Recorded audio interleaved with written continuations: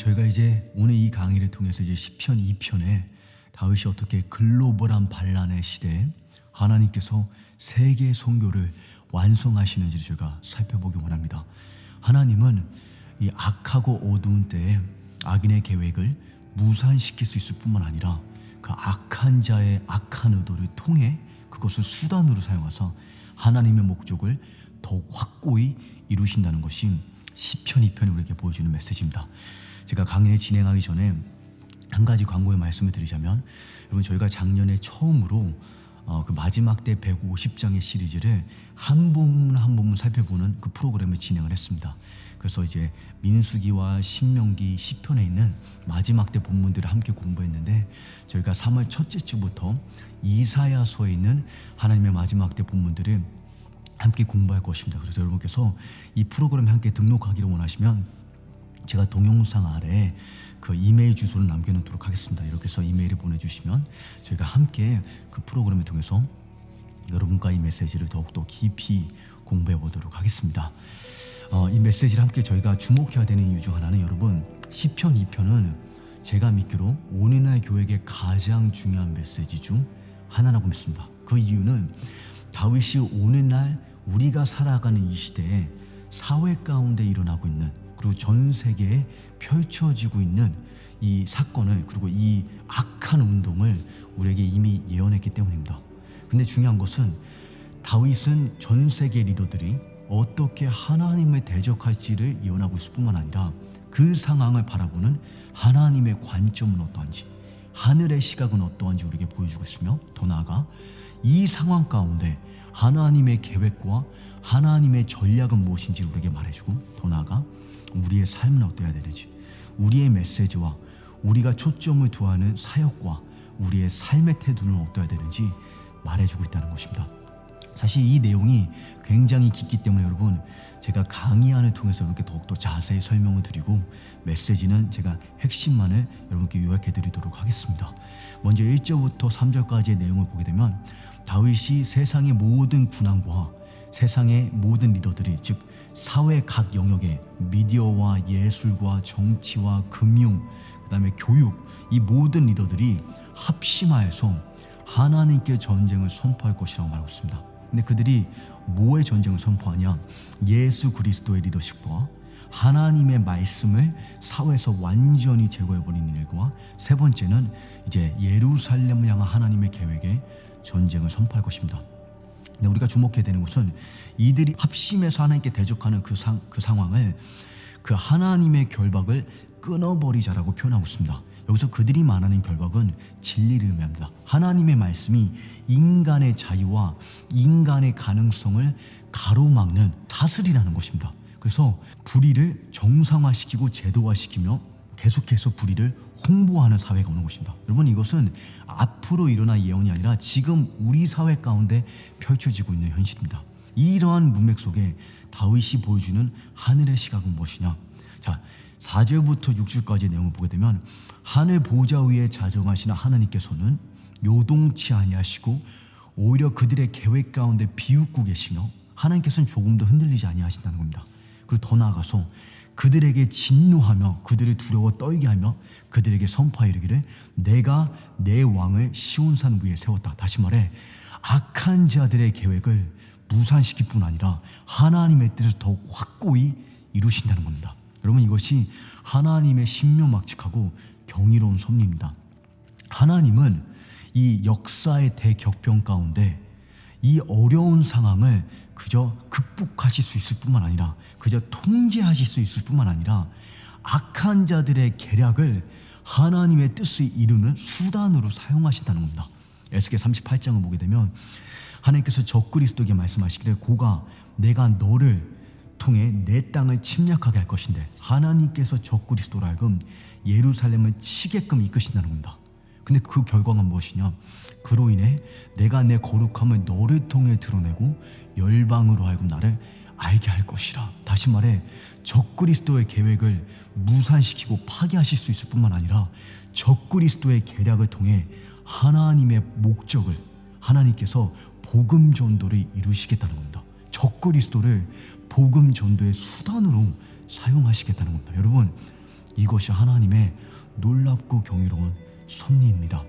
글로벌한 반란의 시대에 하나님께서는 선교를 오히려 완성시키실 것입니다. 악한 자들의 의도를 도리어 하나님의 목적을 이루는 수단으로 사용하신다는 겁니다. 그러므로 우리는 낙심하지 아니하고, 그러므로 우리는 이러한 상황 가운데 두려워하지 아니하며 주님과 함께 동의해서 우리가 중보로 반응해야 되는 것입니다. 7절부터 9절을 보게 되면 예수님께서 이 아버지의 말씀에, 아버지의 칙령에 중보로 반응하시는 장면을 보여줍니다. 여러분, 오늘날 교회가 해야 하는 최고의 사역이 바로 중보입니다. 이 기도 사역인데, 이 예수님의 중보 속에는 크게 세 가지 하나님의 뜻이 담겨 있다고 저는 생각을 합니다.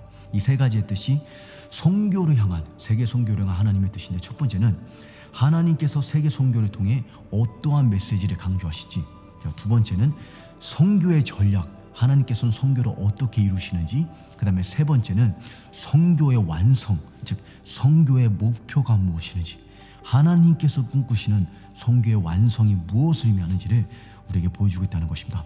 제가 이제 간략하게 이 세 가지 포인트를 정리해 보게 되면, 선교의 메시지는 하나님께서 강조하시는, 이 글로벌한 반란의 때에 하나님께서 강조하시는 메시지는 예수 그리스도께서 만왕의 왕이요, 예수 그리스도께서 하나님의 살아계신 아들이시오, 세 번째는 산자와 죽은 자를 심판할 심판주이시라는 것입니다. 이 세 가지 진리는 오늘날 세상에게 그저 부담스럽고 불편한 진리가 아니라 전쟁을 불어일으키는 그런 요소가 될 것입니다.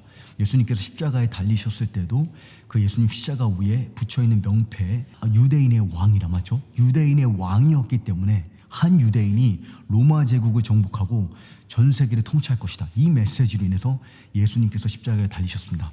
요한계시록 19장을 보게 돼도 적그리스도가 전 세계 군대를 모집할 것인데 어떠한 메시지에 대적할 것이냐, 만왕의 왕이요 만주의 주라. 여러분, 세상의 어떤 정부도 한 유대인이 전 세계를 통치하고 모든 군왕을 심판하고 모든 정치인들과 모든 통치자들을 심판하고 전 세계를 절대적으로 통치할 것을 원하는 사람은 없습니다. 그렇기 때문에 우리가 알다시피 이 메시지는 그냥 논란의 요지일 뿐 아니라 우리의 삶 가운데 실제적인 박해와 핍박을 가져올 그런 메시지입니다. 그러나 여러분, 주목할 것은 선지자들과 사도들에게 이 예수님께서 살아계신 하나님의 아들이시오, 만왕의 왕이요 만물을 심판할 심판주시하는 이 메시지는 복음이었다는 것입니다. 좋은 소식이었다는 것입니다. 이사야 61장을 보게 되면 하나님의 보복의 날을 선포하는 것을 좋은 소식이라고 일컫고 있으며 애통하는 자를 위로케 한다라고 말하고 있습니다. 다시 말해, 하나님의 심판은 그냥 우리가 인정해야 되는 메시지가 아니라 우리의 삶에 위로를 가져오는 메시지라는 것입니다. 왜 그러하냐면, 왜 하나님의 심판이 우리에게 위로의 요소가 되냐면, 심판의 목적과 결과를 보게 되면 하나님의 심판은 지구를 종말시키는 것이 아니라 지구를 정화해서 에덴 동산을 회복하는 것이기 때문입니다. 그래서 이사야 26장 같은 본문을 보게 되면 하나님의 심판이 이 땅에 임할 때에 악인이 의를 배우나이다. 하나님의 심판의 결과는 정의와 공의가 이 땅 가운데 세워진다는 것입니다. 그래서 열방의 선교사들은 이 심판의 메시지를 이해하고 열방에 선포해야 되는 것입니다. 이것이 사도 바울에게도 그리고 사도들에게도 복음의 메시지였습니다. 사도행전 10장이나 사도행전 17장 같은 본문을 보게 되면 어떻게 사도들이 열방의 복음을 전하러 갔을 때 하나님의 심판의 메시지, 그리스도께서 통치하신다는 메시지, 그리고 그리스도께서 살아계신 하나님이시라는 메시지를 전했는지를 우리가 보게 됩니다. 여러분과 저도 이러한 때에 이 메시지만이 중요하다는 것이 아니라 성경 전체가 중요하지만 이 메시지가 우리의 삶 가운데 소홀히 되면 안 되고 우리의 삶을 통해서, 우리의 사역과 우리의 메시지를 통해서 선포되어야 될 줄을 믿습니다. 자, 이제 두 번째 파트로 넘어가서 선교의 전략, 하나님께서는 세계 선교를 어떻게 이루실 것이냐. 내게 구하라, 그리하면 열방이 내 소유가 되게 하리라. 아버지의 전략은 무엇이냐면 중보를 통해서, 기도 운동을 통해서 전 세계 곳곳에 기도의 집들을 세우고 중보하는 제사장들을 배치시킴으로 인해서, 즉 다시 말해서 교회를 제사장적인 사명으로 회복함으로 인해서 하나님께서 선교를 완성하시겠다는 겁니다. 근데 여기서 우리가 주목하기 원하는 것은 중보 운동이, 이 기도 운동이 선교의 전략일 뿐 아니라, 즉 선교를 이루는 최종 병기일 뿐 아니라 선교의 목표가 된다는 것입니다. 여러분, 복음 전도의 목표는 즉 그저 예수 그리스도를 구주로 시인하고 인정하는 것뿐만이 아니라 제사장적인 사명과 제사장적인 정체성으로 회복되는 것입니다. 그래서 요한계시록 1장 5절을 보게 되면 우리를 사랑하사 그의 피로 우리 죄에서 우리를 해방하시고 그 아버지 하나님을 위하여 우리를 나라와 제사장으로 삼으신 그에게, 우리를 죄에서 해방하신 이유가 무엇이었냐? 우리를 나라와 제사장으로 삼으신 제사장적인 사명이, 제사장적인 소명이 모든 족속 가운데 회복된다는 것입니다. 다르게 표현하면 해 뜨는 곳에서부터 해 지는 곳까지 기도의 제단과 예배의 제단이 모든 종족 가운데 회복되는 것입니다. 그래서 성경은 성교의 완성을 열방이 즐거이 노래하고 있는 것으로 묘사하는 것입니다. 이것은 여러분 추상적인 그런 표현이 아닙니다. 여기 안에 성교의 신학과 성교의 정의가 담겨 있는 것입니다.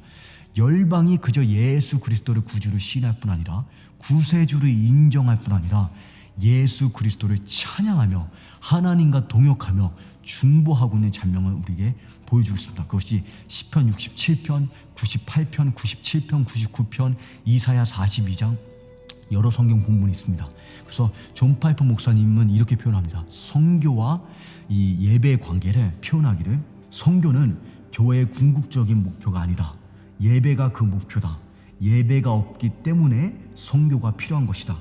이 시대가 끝나고 구속받은 셀 수 없이 많은 이들이 하나님 보좌 앞에서 머리를 조아리게 될 때 성교는 더 이상 존재하지 않을 것이다. 이는 일시적으로 필요한 것일 뿐이다. 그러나 예배는 영원히 납니다. 성교의 목표는 열방이 하나님의 위대하심을 보고 기뻐하게 하는 것이다. 성교의 목표는 열방이 하나님의 위대하심을 보고 기뻐하는 데까지 이르는 것, 기뻐 노래하는 데까지 이르는 것, 이 예배가 성교의 최종적인 목표라는 것입니다. 자, 이제 끝으로 예수님의 중보 속에 성교의 또 목표가 담겨 있다고 제가 설명드렸는데, 이것이 예수님께서 기도하시기를 온 세상이 내 소유가 되게 하리라. 세상이 하나님의 소유가 되는 것은 모든 심령이 예수 그리스도를 향한 열정으로 사로잡히는 것을 뜻합니다. 다시 말해 하나님은 전 세계가 예수 그리스도를 주인으로 인정할 뿐 아니라 창조주로서 그냥 인정하는 것이 아니라 예수 그리스도를 향한 열정에 사로잡힌 바 되고 지배당하기를 간절히 원하십니다. 그래서 다윗이 이 메시지를 끝으로 어떻게 권면하고 있냐, 이렇게 결론 짓고 있습니다. 여호와를 경외함으로 섬기고 떨며 즐거워하지어다. 글로벌한 반란의 때에 우리에게 주어지는 삶의 태도는 그저 하나님께서 주관하고 계시다는 것을 인정하고 이해하는 것이 아니라 첫 계명의 자리로 하나님을 온 마음 다해 사랑하는 삶으로 하나님을 즐거워하는 자리로 하나님이 우리의 삶 가운데 독보적인 만족과 즐거움의 대상이 되는 그러한 삶으로 나오라는 것입니다. 여러분 신명기 10장을 보게 되면 하나님께서 이렇게 말씀하십니다.